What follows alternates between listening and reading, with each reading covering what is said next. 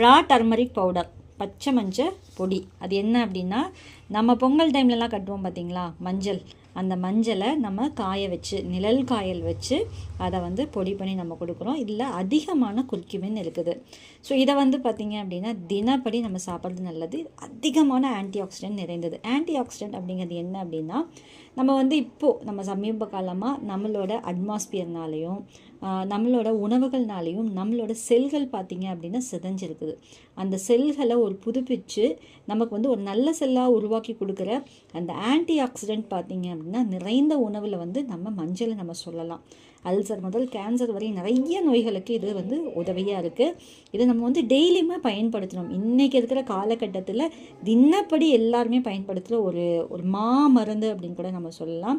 இதில் நீங்கள் ராவாவே தண்ணியில் கலந்து சாப்பிட்லாம், இல்லை குருமிளகு கொஞ்சம் போட்டு பாலில் கலந்து சாப்பிட்டுக்கலாம். குருமிளகு இந்த மஞ்சள் பொடி போட்டு பேஸ்ட் பண்ணி காலையில் ஒரு உருண்டையாக சாப்பிட்டுக்கலாம். இந்த மாதிரி நிறைய வகைகளில் சாப்பிட்ருக்காங்க நம்ம மக்கள். முன்னாடி பசுமஞ்சள் இதாக கொடுத்துருந்தோம், இப்போ பசுமஞ்சள் பொடியாக கொடுத்துருக்குறோம். ஏன்னா ஃப்ரிட்ஜில் பயன்படுத்த வேண்டிய அவசியம் இல்லை. உங்களுக்கு மேலும் தகவல் வேணும் அப்படின்னா கூகுளில் போயிட்டு பசுமஞ்சள் பொடி பயன்கள்னு போட்டிங்க அப்படின்னா நிறைய தகவல் கிடைக்கும். எங்களை காட்டிலும் உங்களுக்கு நிறைய இன்ஃபர்மேஷன் கொடுக்குற நம்மளோட கூகுள் ஆசாமி ரெடியாக இருக்காங்க. அவங்கக்கிட்ட நிறைய கேளுங்க.